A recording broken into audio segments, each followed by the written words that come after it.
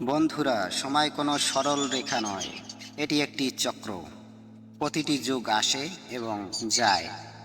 সত্য যুগে সব কিছুই সত্য ছিল, তবু অন্ধকার পৃথিবীকে ছিনিয়ে নেওয়ার চেষ্টা করেছিল। হাইগ্রিড যখন বেদ চুরি করার চেষ্টা করেছিল, তখন ব্রহ্মা বিভ্রান্ত হয়ে পড়েন এবং সৃষ্টির ভারসাম্য বজায় ছিল না। তখন ধ্বংসের শব্দ হয় এবং বিষ্ণু মৎস্য রূপে আবির্ভূত হন বেদ ফিরিয়ে আনতে এবং জীবন পরিচালনা করার জন্য। দেবতা এবং রাক্ষসরা অমৃতের সন্ধানে সমুদ্র মন্থন করতে শুরু করে, কিন্তু মন্দার পর্বত ডুবতে শুরু করে। তখন বিষ্ণু পূর্বরূপ ধারণ করেন এবং পর্বতটিকে তার পিঠে তুলে নেন। হিরণ্যক্ষ পৃথিবীকে পাতালে টেনে নিয়ে যান। তারপর বিষ্ণু বরাহ হয়ে পৃথিবীকে টেনে বের করে আনেন। যখন ভক্ত প্রহ্লাদের বিশ্বাস পদতলিত হতে থাকে এবং অত্যাচার তুঙ্গে ছিল, তখন নারী পুরুষ দিন রাত কিছুই ছিল না। একটি গর্জন ওঠে, স্তম্ভ হ্রাস পায় এবং নরসিংহ ক্রোধে জ্বলতে জ্বলতে আবির্ভূত হন। ন্যায় বিচার এবং সত্য যুগের অবসান ঘটতে থাকে এবং ত্রেতা যুগের শব্দ হয়। এখন রাজাদের যুগ শুরু হয়, তার সাথে সাথে তাদের অহংকারও আসে। রাজা বলি একজন ন্যায়পরায়ণ রাজা ছিলেন, কিন্তু তার অহংকার আকাশ ছুঁতে শুরু করে। তখন ব্রাহ্মণ রূপে একটি ছোট বালক বিষ্ণু অবতার নেন, যিনি 3 ধাপে তার সমগ্র রাজ্য দখল করেন।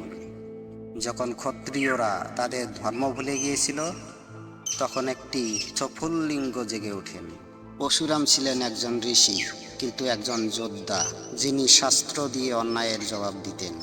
ত্রেতা যুগে অর্থ ছিল কেবল বিজয় এবং যুদ্ধ শুরু হয়েছিল। ভগবান রাম আবির্ভূত হন।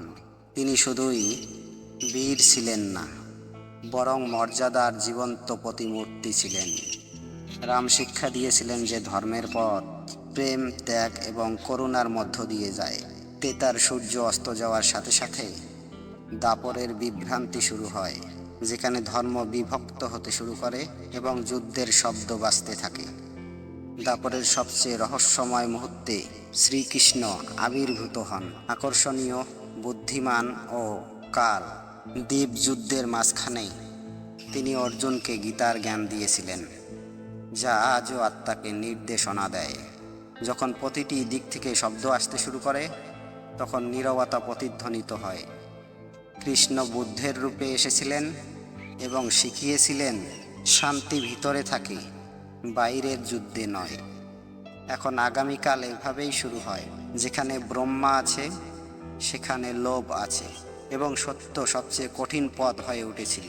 তখন চেতনা ঘুমিয়ে পড়বে এবং অন্ধকার প্রতিটি দিকে খেলা করবে। তখন বিষ্ণু আগামীকালের রূপে ফিরে আসবেন। সেই আশা হিসাবেই জানুন, এগুলি কেবল গল্প নয়, এগুলি সতর্কীকরণ। প্রতিটি যুগে মানবতা এবং দেবত্ব ফিরে আসে। সম্ভবত আমরা একই মোড়ে দাঁড়িয়ে আছি, অন্য আরেকটি অবতারের আশায়।